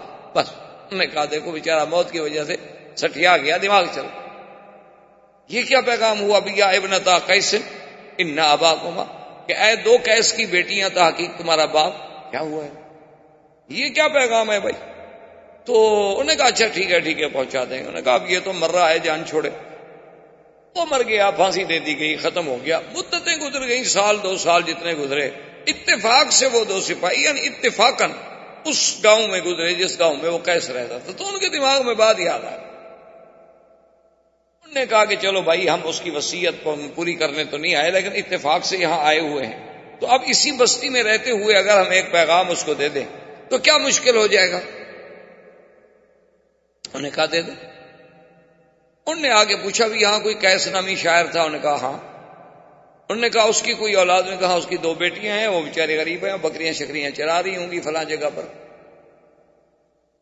تو انہوں نے آپس میں مشورہ کیا. انہوں نے کہا کہ بھئی بات یہ ہے کہ وہ اس کا پیغام تو ہم پہنچا دیتے ہیں، پہلے تو دماغ پہ زور دیتے رہے کہ کیا کہا تھا. اس نے کہا یہ کہا تھا، اس نے کہا یہ کہا تھا. اس کے بعد خیر بہرحال ان کو بات یاد آ گئی. انہوں نے کہا پیغام دے دیتے ہیں، لیکن اس کی بچیوں کو یہ نہیں بتلاتے ہیں کہ تمہارا باپ جو ہے وہ قتل ہو گیا، بادشاہ نے پھانسی دے دی. لڑکیاں بیچاری روتی رہیں گی، ہم کیوں خواہ ان کو غم میں مبتلا کریں. اگر ان کو اطلاع مل چکی ہے تو الگ بات ہے، ورنہ یہ ہے کہ ہم یہ پیغام دے کے چلے جائیں، بعد میں کوئی بتائے گا کہ مر گیا ہے نہیں مر گیا، ہم کیوں بیچاری کو مصیبت میں ڈالیں. انہوں نے کہا ٹھیک ہے. وہ دونوں آ گئے. وہ بکریاں چرا رہی تھی، ان کو ملے، پوچھا کہ ابنتا کیسے؟ نہ کہا کیا بات؟ انہوں نے کہا تمہارا باپ میرے. انہوں نے کہا کہاں، ہم تو باپ کے لیے بہت پریشان ہیں، 2 سال ہو گئے باپ نہیں آئے. انہوں نے کہا فلاں شہر میں تھا اور بالکل تندرست تھا اور ٹھیک ٹھاک تھا، تو اس نے ہمیں کہا تھا کہ اگر تم وہاں کبھی جاؤ تو میرا پیغام دے دینا، میں تو کہیں آگے جا رہا ہوں، میرا لمبا سفر ہے. میری 2 بیٹیاں ہیں، ان کو اتنا بتا دینا کہ یا ابنتا قیس ان اباکم، بس. انہوں نے کہا اس کے علاوہ کوئی پیغام؟ نے کہا. انہوں نے کہا تو ایک لڑکی باتیں کرتی رہی اور ایک لڑکی نے پیچھے سے آ کر تلوار سے حملہ کیا اور ایک سپاہی کو قتل. جب تلوار ماری تو سپاہی تو مر گیا، دوسرا بھاگ گیا. اس کے پیچھے وہ لڑکیاں بڑی دوڑی لیکن وہ بھاگ گئی. اس نے آگے رپورٹ کی، بادشاہ نے پکڑا، وہ لڑکیاں پکڑی گئی. انہوں نے کہا تم نے ہمارا سپاہی مار دیا. انہوں نے کہا جی ہم نے تو اپنے باپ کا قاتل مارا ہے. نے کہا تمہارے باپ کا قاتل ہے؟ بادشاہ کو یاد نہیں کہ وہ تو میں نے سزائے موت دی تھی. کون تھا؟ قیس مر گیا. روز تھوڑے قصے ہوتے ہیں، سینکڑوں روز کے واقعات آتے ہیں اور گزر جاتے ہیں. انہوں نے کہا وہ کیسے؟ انہوں نے کہا جی یہ ایک سپاہی موجود ہے، اس سے پوچھیں کہ اس نے ہمیں پیغام دیا ہے کہ یا ابنتا قیس ان اباکما. انہوں نے کہا ہاں جی. انہوں نے کہا اس نے اسی میں ہمیں حکم دیا تھا کہ قد قتل وقاتلہ لناکما، کہ تمہارا باپ مر چکا ہے، قتل کر دیا گیا اور قتل کرنے والے تمہارے سامنے کھڑے ہیں، بدلہ لینا ہے تو لے لو. تو ہمیں باپ نے اس میں پیغام دیا تھا. اور آپ تحقیق کریں، اگر یہ ہمارے باپ کے قاتل نہیں ہیں تو پھر ہم نے زیادتی کی، اور اگر ہم نے اپنے باپ کا خون کا بدلہ لیا ہے تو بادشاہ سلامت. پھر آپ انصاف کریں، اگر ہم بچیاں ہیں، عورتیں ہیں، لڑکیاں ہیں، کہاں جاتی پھر ان کو ڈھونڈ رہے ہیں؟ اتفاق سے ہمارے پاس آ گئے تو باپ کے قاتل کو چھوڑ دیتی. تو بادشاہ نے جب تحقیق کی تو پتہ چلا کہ سزا تو ہم نے دی تھی، لیکن یہی پولیس والے تھے اس کو لے جانے والے. تو انہوں نے کہا اچھا ٹھیک ہے، اس کے وارثوں کو ہم دیت دے دیتے ہیں، اور بچیوں کو کہا کہ تم چلی جاؤ. تو یعنی اندازہ یہ ہے کہ ایک لفظ سے اگلا پیغام سمجھ لینا، تو یہ کوئی معمولی بات نہیں ہوتی. یہ فصاحت و بلاغت جو ہے یہ بھی اللہ کی ایک دین ہے، ہر کسی کو نہیں ملتی. آپ کے ہاں بھی، آپ کی تاریخ ہند میں بھی بڑا ایک مشہور واقعہ گزرا ہے نا جی، کہ شہنشاہ ایران اس زمانے میں، جب وہ آج سے یعنی صدیوں پہلے، تو اس کے بیٹھے ہوئے ایک شاعر نے، یا کہتے ہیں کہ شہنشاہ ایران نے خود جو ہے اس کی زبان پہ ایک شعر آ گیا. فارسی زبان کا دورہ تھا کہ درے ابلق در جہاں کس نمی موجود، کہ بھئی موتی جو ہے وہ 2 رنگا نہیں ہوتا. یعنی اصلی موتی جو ہے یا سفید ہوگا جیسے اپنا ڈائمنڈ ہے، لال ہوگا جیسے یاقوت ہے، اچھا اسی طرح بھی نیلم ہوگا، زمرد ہوگا، کچھ ہوگا، یعنی ایک رنگ ہو. درے ابلق، ابلق کہتے ہیں نا جیسے گھوڑا ابلق ہوتا ہے جس میں 2 رنگ ہوتے ہیں، سفید ہے اور سرخ ہے، سفید ہے اور سیاہ ہے. تو اس نے کہا کہ درے ابلق در جہاں قسنمی موجود، کہ دنیا میں موتی جو ہے وہ 2 رنگا نہیں.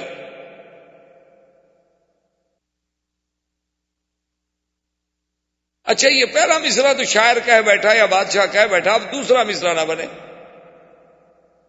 تو اس نے اپنے تمام شعراء کو بلایا کہ دوسرا مصرع سیٹ کرو. اب جو بھی کریں وہ مزہ نہ آئے بادشاہ کو، یعنی بنا تو سب لیں، مصرع بنانا کون سا مشکل تھا. وہ تو سب بنا رہے ہیں، لیکن مقصد ہے کہ ذہن مطمئن نہ ہو، دماغ تسلیم نہ کرے کہ وہ کہیں بات بنتی نہیں۔ تو بہرحال شہنشاہ ایران سے بھی نہ بنا اور اس کے شعراء سے بھی مصرع ایسا نہ بن سکا جو بادشاہ کو مطمئن کر سکے۔ تو اس نے اس دور میں ہندوستان کے بادشاہ کو لکھا کہ میرے شعراء نے، ایک شاعر نے یہ کہہ دیا، ایک مصرع اور دوسرا مصرع کوئی اپیل نہیں کرتا ہمارے ذہن کو، اگر ہندوستان میں کوئی فارسی کہنے والے شاعر ہوں تو مہربانی کر کے اس کا دوسرا مصرع مرتب کروا دیں گے، درِ ابلق در جہاں کس نمی موجود۔ تو اب بادشاہ نے اپنے شاعروں کو بلایا، اچھا انہوں نے بھی کوئی مصرع گھڑے بنائے، وہ بادشاہ کو بھی تسلی نہ ہو، بادشاہ کہ بات دل کو نہیں رکھی۔ اب جناب گھر میں آیا اور بادشاہ بڑے پریشان بیٹھے تھے، تو ان کی بیٹی جو تھی نا بہت بڑی شاعرہ تھی اور ادیب تھی، بہت بڑی ادیب گزری ہیں اور بہت بڑی اپنے وقت کی شاعرہ گزری۔ تو انہوں نے جب دیکھا کہ باپ میرا بڑا اداس بیٹھا ہے تو اس نے کہا ابا جان کیا بات ہے، آپ بڑے گھبرائے ہوئے ہیں؟ انہوں نے کہا بیٹی بات یہ ہے کہ ایسے شہنشاہ ایران نے لکھا ہے، اب اتنے بڑے ہندوستان کے ملک سے ہم ایک مصرع کا جواب بھی نہ دے سکے تو پتہ نہیں شہنشاہ ایران امتحان لینا چاہتا ہوگا کہ ہمارے ملک میں کوئی پڑھے لکھے لوگ بھی ہیں کہ نہیں، کوئی فارسی دان بھی ہیں کہ نہیں، کوئی ادباء و شعراء بھی ہیں کہ نہیں، تو ہمارے لیے تو یہ موت کی بات ہے نا، یہ تو سبکی ہے نا بڑی۔ تو اس نے کہا ابا جان باپ مجھے بھی تو بتائیں کہ وہ کون سا مصرع ہے۔ تو انہوں نے کہا کہ درِ ابلق در جہاں کس نمی موجود۔ تو انہوں نے کہا کہ ٹھیک ہے ابا جان آپ ایسا کریں کہ آپ تو آرام سے سو جائیں، اللہ کو منظور ہے تو اس کا جواب میں دوں۔ اچھا اب بادشاہ زادی جو تھی وہ بھی ساری رات زور لگاتی رہی، لیکن ان کو بھی تسلی نہ ہو، مصرع تو بن جائیں لیکن تسلی نہ ہو، دل نہ لگے۔ تو صبح کو جب انہوں نے غسل کیا، بی بی نے، شہزادی صاحبہ نے غسل کرنے کے بعد وہ شیشے کے سامنے سنگار کے لیے بیٹھی اور سرما ڈالا، تو ہلکا سا سرما چونکہ تھوڑا سا موٹا سرما تھا اور شہزادی کی نازک سی آنکھ تھی، تو سرما جب ڈالا تو سرما جو ہے اس کے ساتھ آنسو بھی ٹپک پڑا، اور آنسو جب ٹپکا تو اس میں سرما بھی ملا ہوا تھا۔ تو فوراً مصرع یاد آ گیا اس کو، اس نے کہا کہ درِ ابلق در جہاں کس نمی موجود مگر اشک بتانے سرما آلود، کہ دنیا میں کوئی موتی جو ہے وہ دو رنگا نہیں ہوتا مگر محبوب کی آنکھ سے ٹپکا ہوا آنسو جو سرما پہنتے ہوئے ٹپکے، وہ موتی جو ہے وہ ابلق ہوتا، کہ اس میں سفیدی بھی ہے سیاہی بھی ہے، تو ابلق موتی تو مل گیا۔ تو اب جناب جب زیب النساء نے یہ شعر کہا تو بادشاہ تو جھوم اٹھا نا، جو تو سب کے دماغ کو لگ گئی نا بات کے بعد، عقل سے، دلائل سے، فکر سے، ہر لحاظ سے، وزن سے، باہر سے پوری اتر رہی ہے۔ تو انہوں نے جناب وہ شعر لکھا اور شہنشاہ ایران کو بھیجا، شہنشاہ ایران نے پڑھا تو وہ جھوم گیا، انہوں نے کہا کمال ہو گیا بھائی، ہماری زبان ہے فارسی، ہم تو نہ بنا سکے لیکن ہند کے لوگوں نے بیٹھ کے ہمیں جواب دے دیا فارسی زبان میں۔ تو اس نے فوراً قاصد دوبارہ بھیجا کہ شہنشاہ ہند سے کہ میں آپ کی خدمت میں التجا کرتا ہوں کہ خدا کے لیے جس شاعر نے یہ جواب لکھا ہے وہ مجھے دے دیا جائے۔ اب ایک اور مصیبت بن گئی شہنشاہ ہند کے لیے کہ بھائی اچھا جواب لکھا کہ بیٹی بھی دے دوں۔ اب جناب جب وہ جواب آ گیا، وہ خط آ گیا، اب بادشاہ پھر پریشان ہو گیا۔ بیٹی نے پوچھا کیا بات ہے آپ کیوں پریشان؟ انہوں نے کہا ایسے ہوتا ہے، کوئی ایسی بات۔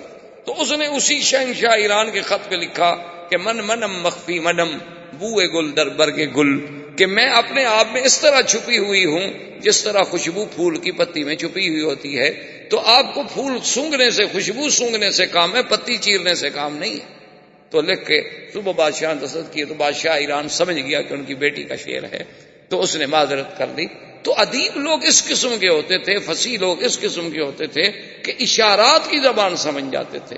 یعنی آپ جو جہلائے عرب شعرائے عرب، شعرائے جاہلیت عرب کو دیکھیں، یعنی آپ حیران ہوں گے کہ آج تک علماء قواعد، یعنی علماء نحو، علماء صرف آج بھی اپنے قواعد کی بنیاد رکھتے ہیں تو شعرائے جاہلیت پر، کہ بھئی فلاں شاعر نے یوں کہا ہے، متنبی نے یہ کہا ہے، فلاں نے یہ کہا ہے، تو اس کا مطلب ہے کہ یہ ترکیب اور اس قسم کا جملہ کہنا ٹھیک ہے، اگر یہ ٹھیک نہ ہوتا تو فلاں زمانے کا شاعر ایسی بات نہ کہتا۔ لیکن اللہ نے جب حضور صلی اللہ علیہ وسلم کو قرآن کا معجزہ دے کے بھیجا تو کسی عالم نے کیا اچھی بات لکھی ہے، اس نے کہا کہ قرآن اپنے اندر ایک ایسا معجزہ تھا کہ اگر کسی صحرا میں رکھ دیا جائے اور کوئی بتانے والا بھی نہ ہو کہ یہ کون سی کتاب ہے، تو ہر پڑھنے والے کو اعتراف کرنا پڑے گا کہ مخلوق کی کلام ہے، یہ کسی بندے کا کلام نہیں ہو سکتا، یہ لازماً کسی غیر مخلوق کا کلام ہے، اللہ کا کلام ہے، لیکن یہ کسی انسان کا کلام نہیں ہو سکتا، کیونکہ انسان کے کلام میں یہ نہیں ہو سکتا کہ بیک وقت مدح بھی ہو، بیک وقت ذم بھی ہو، ترغیب بھی ہو، ترہیب بھی ہو، وعد بھی ہو، وعید بھی ہو، اور پھر الف سے لے کر یہ تک ایک اسلوب ہو، ایک ترتیب ہو کہ بظاہر دیکھو تو سمجھ نہ آئے، جب غور کرو تو ایک ایک حرف میں تمہیں موتی ملے، ایک ایک حرف میں تمہیں احکام ملیں، ایک ایک حرف میں تمہیں مسائل ملیں۔ تو اللہ کے قرآن کی عظمت، حضور صلی اللہ علیہ وسلم کی یہ شعرا جب پہنچا تو ابی ذر کہتے ہیں کہ میں نے اپنے اس شاعر بھائی انیس سے کہا کہ بھی تم جا کے پتہ کرو، کوئی کہتا ہے شاعر ہیں، کوئی کچھ کہتا ہے، تم تو بہت بڑے شاعر۔ اور وہ مقابلے 3 دفعہ مقابلے جو تھے انیس شعراء سے جیت چکا تھا، خود اتنا بڑا شاعر۔ وہ مکے میں آ گیا، ادھر سے پوچھا ادھر سے پوچھا، کچھ دنوں کے بعد چلا گیا، ابو ذر سے کہا، لیکن ابو ذر کو اطمینان نہ ہوا، لگا کوئی تم کام کی بات تو لائے نہیں، بس یہی آگے تم نے کہا ہے کہ ایک نبی ہے، نام محمد الرسول اللہ ہے صلی اللہ علیہ وسلم، لیکن تم آپ سے ملتے، آپ سے بات کرتے، ان کی باتیں سنتے، پھر فیصلہ کرتے کہ وہ شاعری فرما رہے ہیں یا باقی کوئی اللہ کا کلام ہے، تم تو کوئی اچھی معلومات نہیں لے آئے، اب ایسا کرو کہ تم یہاں کا نظام سنبھالو، میں خود جاتا ہوں۔ ابھی ذر کہتے ہیں کہ میں مکے میں آ گیا اور اکیلا آدمی، کوئی جاننے والا نہیں، کوئی پہچاننے والا نہیں، اور مکے میں بھی میری کوئی جان پہچان نہیں، بنی غفار قبیلے کا میں آدمی تھا، اور مکے میں یہ عالم تھا کہ جو حضور کا نام لیتا تھا مشرکین مکہ اس کو مارتے تھے، کیونکہ اب ابتداء بعثت کے بعد وہ نفرتوں کا، وہ ظلم و جبر کا آغاز حضور کے خلاف ہو گیا صلی اللہ علیہ وعلا آلہ واصحابہ وسلم تسلیما کثیرا کثیرا۔ تو مکے والوں نے اتنی سختی کر رکھی تھی کہ پہلے تو کسی کو بتاؤ ہی نہیں کہ محمد مصطفیٰ کون ہے، اور اگر کوئی پوچھے تو پوچھنے والے کو مار دو تاکہ آئندہ پوچھنے والا جرت ہی نہ کرے، جو نام پوچھے اسی کو مارنا شروع کر دو۔ ابھی ذر کہتے ہیں یہ تو مجھے پتہ چل گیا، اب میں کیسے پوچھوں، جس سے پوچھوں تو مجھے مارے گا، اور پھر میرے قبیلے کا کوئی بندہ مکے میں نہیں رہتا جو مجھے چھڑا لے۔ اور فرماتے ہیں کھانے کو کچھ نہیں، تو فرماتے ہیں کہ پھر میں زمزم پیتا تھا اور زمزم پر ہی میں گزارا کرتا رہتا تھا، اور 3 دن گزر گئے، کوئی راستہ پیدا نہ ہوا کہ میں حضور صلی اللہ علیہ وسلم تک پہنچ سکوں۔ فرماتے ہیں کہ تیسری رات تھی، کعبہ شریف کے میں قریب بیٹھا ہوا تھا، یہاں 2 بت ہوتے تھے مشرکین کے، ایک کا نام اساف تھا اور ایک کا نائلہ تھا۔ یہ دونوں بت تھے، اصل میں یہ دونوں بت بھی نہیں تھے بلکہ ایک عورت اور مرد تھے، نعوذ باللہ ثم نعوذ باللہ۔ انہوں نے اللہ کے کعبے میں آ کے بدکاری کی، اللہ کا عذاب آیا اور دونوں پتھر بن گئے۔ مشرکین مکہ نے ان کو عبرت کے لیے کعبے کے دروازے کے قریب رکھا اور آہستہ آہستہ پوجا شروع ہو گئی، وہ خود خدا بن گئے۔ تو بہرحال وہ کہتے ہیں کہ میں بیٹھا ہوا تھا کہ 2 عورتیں آئیں، اور دونوں عورتوں نے آ کے اس اساف کو اور نائلہ کو وہ چاٹا چوما، جیسے ان کے طریقہ تھا عبادت کا، وہ شروع کی۔ اور میں اساف اور نائلہ کے قصے تو سن چکا تھا، کیونکہ میرا بھائی تو خود شاعر تھا، وہ ایسی باتیں تو کئی دفعہ شعروں میں لکھ چکا تھا۔ تو میں جب قریب آیا تو میں نے ان سے کہا کہ کون ہو تم؟ انہوں نے کہا تم کیوں پوچھتے ہو؟ میں نے کہا عجیب بات ہے، یہ اساف اور نائلہ ان کو خدا سمجھ کے پوجا کر رہی ہو، یہ تو خود زانی تھے، یہ تو اللہ نے ان پر قہر نازل کیا، انہوں نے بدکاری کی، انہوں نے زنا کیا اور اللہ نے پتھر بنا دیا، تم ان کو بھگوان سمجھ کے پوج رہی ہو، بڑی بے عقل عورتیں۔ تو انہوں نے جب میری بات سننے تو وہ چیختی ہوئی بھاگی۔ میں نے کہا توبہ توبہ توبہ توبہ توبہ، ایسا بھی کوئی آدمی ہمارے خداؤں کو برا کہے، ہمارے خداؤں کو برا کہے، ہمارے خداؤں کو برا کہے؟ تو ایسے چیختی ہوئی بھاگی، حرم سے دور بھاگتی گئیں اور چیختی گئیں اور یہی شور مچاتی گئیں۔ اور آگے آنے والے کون تھے؟ سیدنا محمد الرسول اللہ صلی اللہ علیہ وسلم اور حضرت ابی بکر رضی اللہ تعالی عنہ۔ حضور صلی اللہ علیہ وسلم نے حضرت صدیق سے فرمایا بھی عورتوں کو روکو، کیا بات ہے، کیوں چیخ رہی ہیں، کیوں رو رہی ہیں، کیا بات ہے، ان پر کوئی ظلم ہوا؟ تو حضرت صدیق نے روکا اور پوچھا، انہوں نے کہا جی اور کی بات ہے، اللہ کے کعبے میں آدمی کھڑا ہے اور ہمارے خداؤں کو گالیاں دیتا ہے۔ انہوں نے کہا کون سے خدا؟ انہوں نے کہا اسراف و نائلہ کو گالیاں دے رہا۔ تو انہوں نے فرمایا اچھا اچھا تم جاؤ، اور آپ نے فرمایا ابو بکر چلو دیکھو تو صحیح، پھر وہ آدمی تو گویا ہمارے کام کا ہوا نا، کیونکہ وہ تو جب ان کو نہیں مانتا تو اس کا معنی یہ ہے کہ اس کے دماغ میں کوئی توحید کا خلل تو آیا ہوا ہے۔ تو فجاء ابی بکر فجاء رسول اللہ صلی اللہ علیہ وسلم، حضرت ابی ذر کہتے ہیں کہ آقا بھی اور حضرت صدیق بھی دونوں میرے پاس تشریف لائے، اور میں اسی جگہ کعبۃ اللہ کے قریب بیٹھا ہوا تھا۔ میں نے پوچھا تو آپ نے کہا کہ اچھا تم اسحاق اور نائلہ کو برا کہہ رہے تھے؟ اس نے کہا کہ جی ہاں میں کہہ تو میں رہا تھا، آپ کون ہیں؟ فریا رسول اللہ، حضور بڑے خوش فرمائے انا محمد الرسول اللہ، میں ہی وہ اللہ کا بھیجا ہوا رسول ہوں۔ تو اس نے کہا کہ حضور میں تو آپ سے باتیں کرنا چاہتا ہوں۔ آپ نے فرمایا اذا رآک کفار قریش نازوک، کہ تمہیں کفار قریش جو ہیں وہ بڑی تکلیفیں پہنچائیں گے، ایسا ہے کہ تم ابھی اپنے آپ کو تو ظاہر نہ کرو، کل فلاں وقت میں ہم آئیں گے حرم میں، اور جب ہم واپس جانے لگے تو تھوڑا دور رہ کر ہمارے پیچھے پیچھے چلے آنا، اور جس مکان میں ہم جائیں اس مکان میں آ جانا، اور پھر وہاں بیٹھ کے بات کریں۔ تو ابی ذر کہتے ہیں کہ دوسرے دن حضور صلی اللہ علیہ وسلم اپنے وعدے کے مطابق تشریف لائے، اور وہاں عبادت کرنے کے بعد جب جانے لگے تو میں آپ کے پیچھے چلا، تو حضور دار ارقم میں تشریف لے گئے۔ دار ارقم جو ہے جہاں اب صفا مروہ ہے، بالکل اس کے قریب ایک گھر تھا، ایک مکان تھا جس کا نام دار ارقم تھا، اور اس کا بھی ایک بہت بڑا تاریخ میں ایک مقام ہے کہ حضرت عمر بھی وہاں اسلام لائے، ابی ذر بھی وہاں اسلام لائے، سیدنا حمزہ بھی وہاں اسلام لائے۔ لیکن چونکہ حرم کی توسیع میں صفا مروہ کے بڑھانے میں ضرورت تھی، تو اب تو وہ حرم کا ایک حصہ بن گیا۔ تو بہر صورت حضور صلی اللہ علیہ وسلم دار ارقم میں گئے، ابی ذر آئے اور اس کے بعد بیٹھے، حضور صلی اللہ علیہ وسلم سے اللہ کا قرآن سنا، فاسلم ابی ذر، ابی ذر فوراً مسلمان۔ حضور نے فرمایا کہ ابی ذر دیکھو تم کمزور آدمی ہو، اور تم جو ہے ابھی اس کو اپنے اسلام کو اخفاء میں رکھو۔ اس نے کہا حضور اب اخفاء میں تو میں بھی نہیں رکھتا، لیکن بہرحال یہ ہے کہ میں جا کر اپنے قبیلے میں محنت کروں۔ تو حضرت ابی ذر پھر تشریف لے گئے بنی غفار میں، تقریباً 15 سال دعوت اسلام دیتے رہے، اور اس وقت ابھی کوئی احکام تو نازل نہیں ہوئے تھے نا کہ نماز سکھائی جائے، روزہ سکھایا جائے، حج سکھایا جائے، یہ تو احکام ابھی نازل ہی نہیں ہوئے۔ اس وقت تو صرف درس توحید دیا جاتا تھا، اور شرک سے بچانے کے سبق دیے جاتے تھے، اور نبوت اور رسالت کا مقام سمجھایا جاتا تھا، اور آخرت پر ایمان کے بارے میں مختصر سی باتیں بتا دی جاتی تھیں۔ اور اتنی باتیں تو الحمدللہ ایک آدمی اگر صدق قلب سے چاہے تو تھوڑے سے وقت میں سیکھ لیتا ہے۔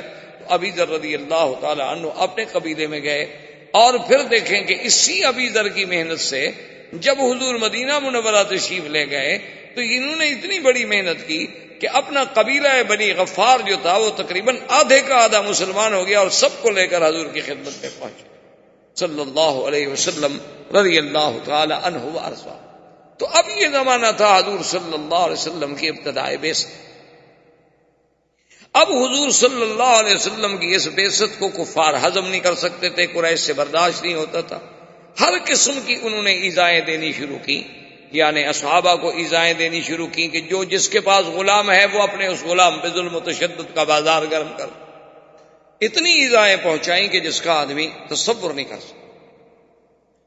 حتیٰ کہ اللہ تبارک و تعالی رحمت کرے، سب سے پہلے حضور صلی اللہ علیہ وسلم کے بعد جس نے کلمہ حق بلند کیا وہ سیدنا ابی بکر تھا۔ سب سے پہلے انہوں نے آ کے اللہ کے حرم میں کھل کر اللہ کا قرآن پڑھا اور کافروں کو دعوت توحید دی، اور کافروں نے نعوذ باللہ اتنا مارا، حالانکہ ابو بکر قریش، حتیٰ کہ تاریخ میں آتا ہے کہ سیدنا ابو بکر کا چہرہ خون میں بھر گیا، یعنی پتہ نہیں لگتا تھا کہ چہرہ کہاں، اتنا خون بہایا گیا۔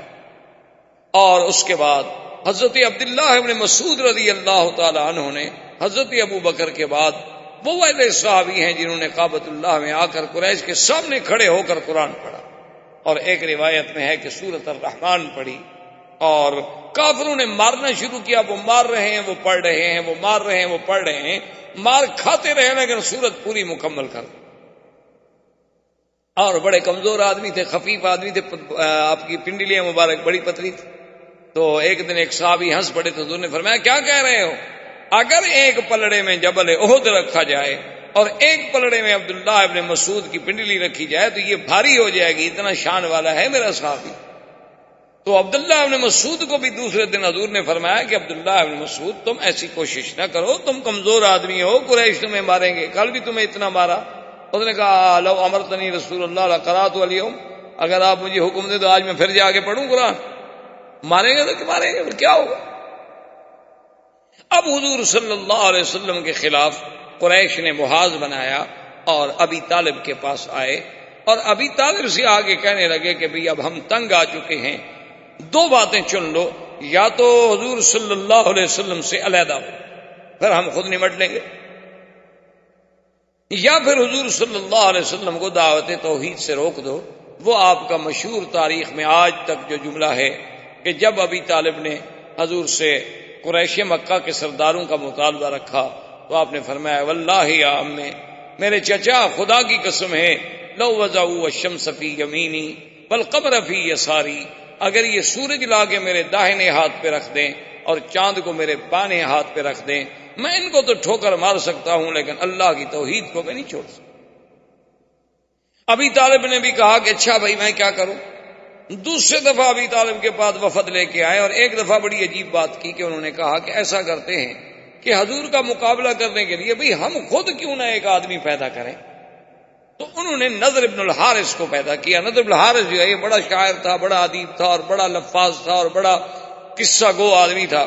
ان نے اس کی ڈپٹی یہ لگا دی کہ تم کوئی کام نہ کرو، ہم تمہارے گھر کا سارا خرچ برداشت کر لیں گے، جہاں حضور بیٹھ کے قرآن پڑھیں تم ساتھ قریب بیٹھ کے اپنے قصے کہانیاں شروع کر دو، تاکہ حضور کے پاس لوگ نہیں جائیں گے، تقسیم ہوتے چلے جائیں گے۔ وہ ایک دن، 2 دن، 3 دن، 4 دن کے بعد جھوٹ کا قصہ تو ختم ہو گیا، اتنے جھوٹے قصے سنایا اور قرآن کا مقابلہ کیسے کرے۔ تو جب ان کی یہ چال بھی ناکام ہو گئی، نضر بن الحارث بھی ناکام ہو گیا، اب انہوں نے ایک اور چال چلی۔ وہ چال یہ تھی کہ ایک لڑکا تھا عمار، بعد نے اس کا نام عامر لکھا ہے، بعد نے عمار لکھا ہے، بڑا ہی خوبصورت لڑکا تھا اور اتنا سمجھدار، اتنا ذہین، اتنا ذکی کہ کوئی آدمی اس کو دیکھتا تو بس وہ پاگلوں کی طرح دیکھتا ہی رہ جاتا۔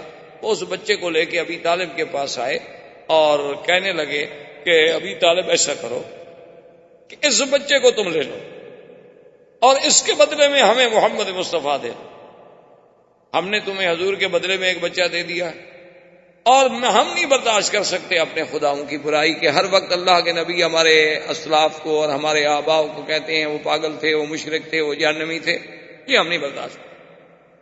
تو ابی طالب نے کہا عجیب لوگ ہو بھائی، تم اپنی طرف سے بڑی سوچ کے آئے ہو، لیکن ہے بڑے عجیب لوگ کہ میں اپنے حقیقی چچے کے بھائی کے بیٹے کو تو تمہارے سپرد کر دوں اور لوگوں کے بچوں کو پالتا رہوں۔ یعنی تم نے ابی طالب کو اتنا کم عقل سمجھا ہے کہ میں غیروں کے بیٹے کو لے کر اس کی تو حفاظت کروں اور اپنا بھائی کا بیٹا جو ہے وہ تمہارے سپرد کر دوں کہ تم اس پہ ظلم کرو، میں محمد پاک کو نہیں چھوڑ سکتا۔ دیکھیں کہ بعض اوقات اپنے قبیلے کی غیرت بھی بڑی عجیب ہوتی ہے نا جی۔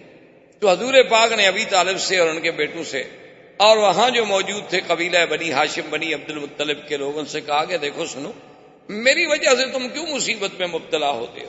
تم علیحدہ ہو جاؤ، میں نے تو اللہ کا فرض پورا کرنا ہی کرنا، میں نے تو خدا کو اللہ کی توحید بیان کرنی ہے اور خدا کے حکم کو پورا کرنا ہے۔ لیکن دیکھیں انہوں نے کہا کہ محمد سنو، ہم تمہارے دین پہ تو نہیں ہیں، لیکن خدا کی قسم ہے تم جاؤ اللہ کے دین کی دعوت دو، جو تمہارا مقابلہ کرے گا ہم تمہارا ساتھ دیں، ہم تمہارا دین نہیں قبول کرتے لیکن ہم تمہاری اہانت اور تمہاری تکلیف نہیں برداشت کرتے۔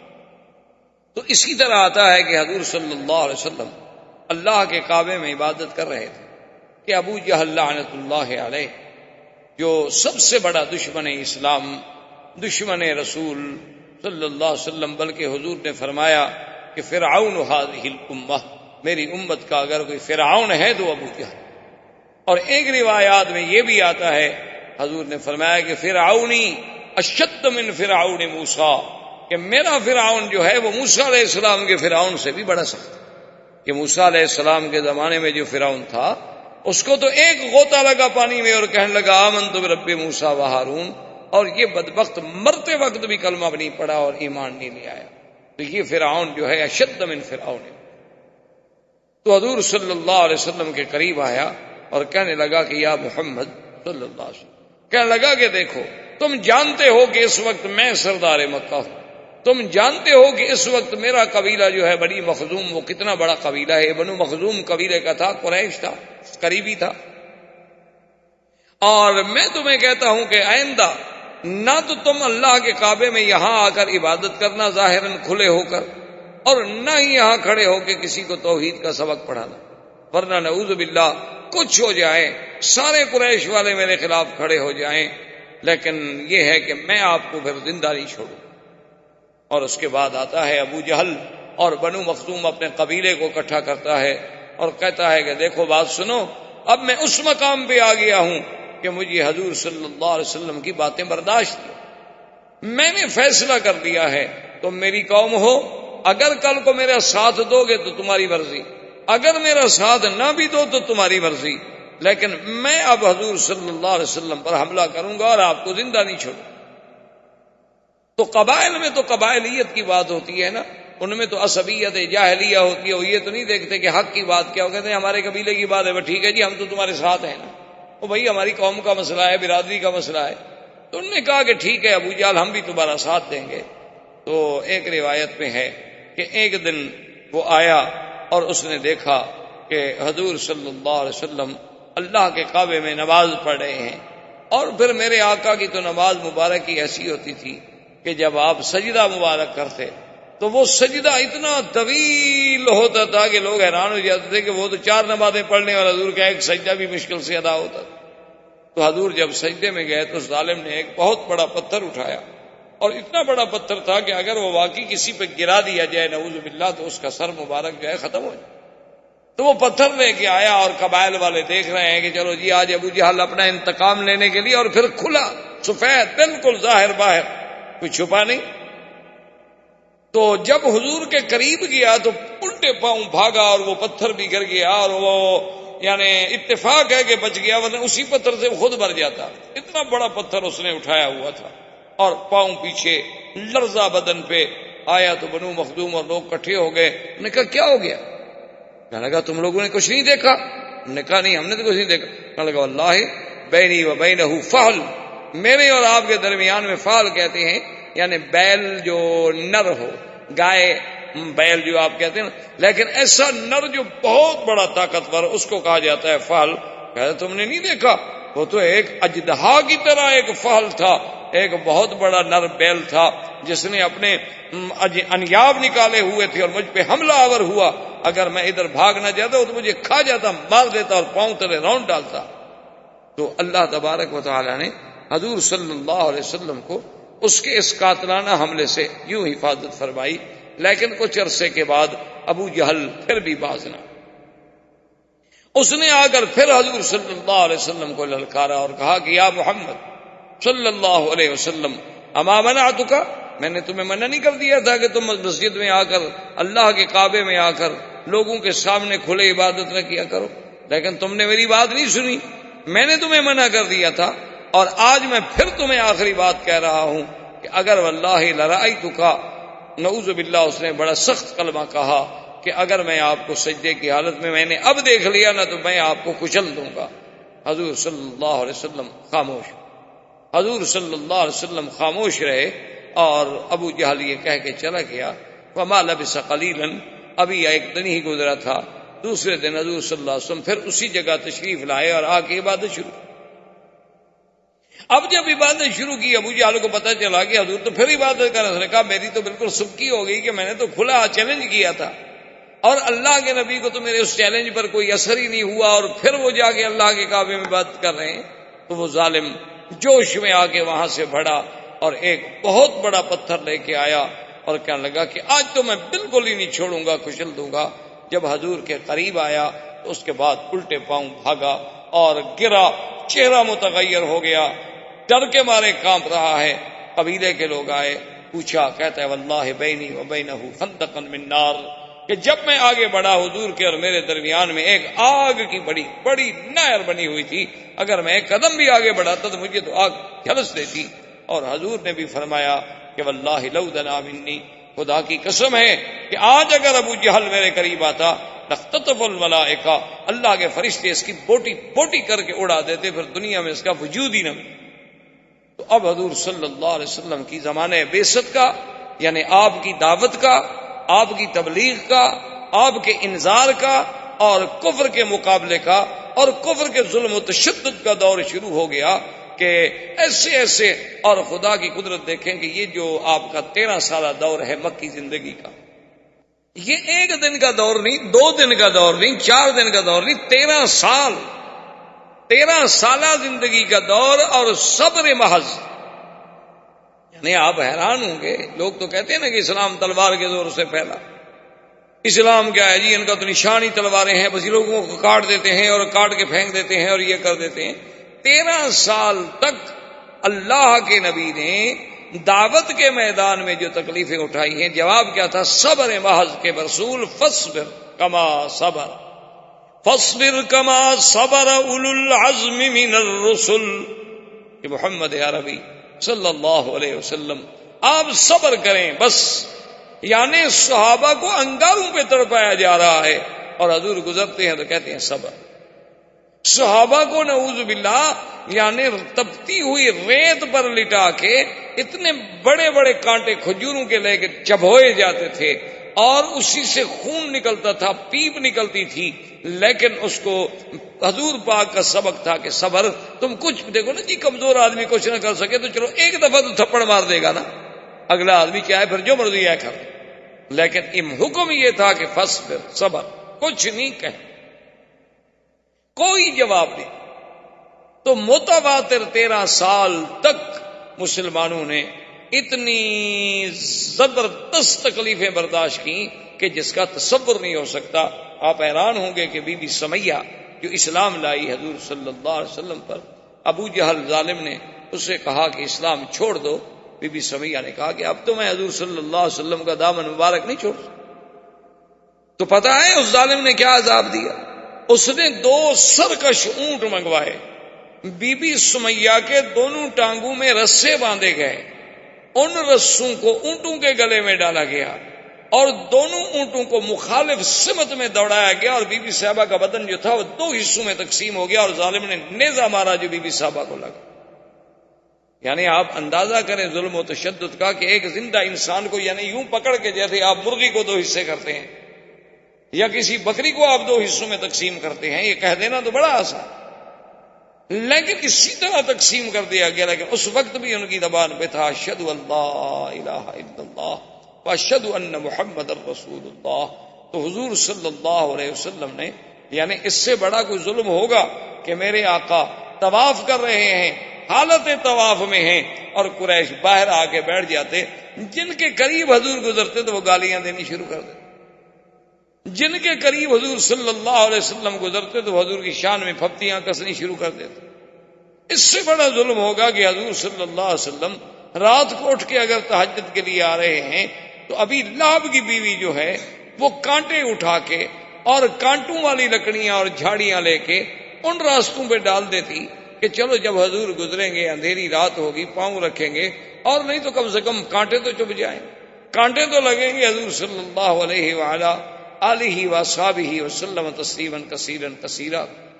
اس طرح یہ دور بعثت اور یہ مکی زندگی کا دور کہ مسلمانوں پر اور ایمان والوں پر، مستضعفین پر، اللہ کے نام لینے والوں پر، حضور کا ساتھ دینے والوں پر ظلم و تشدد کا دور ہے۔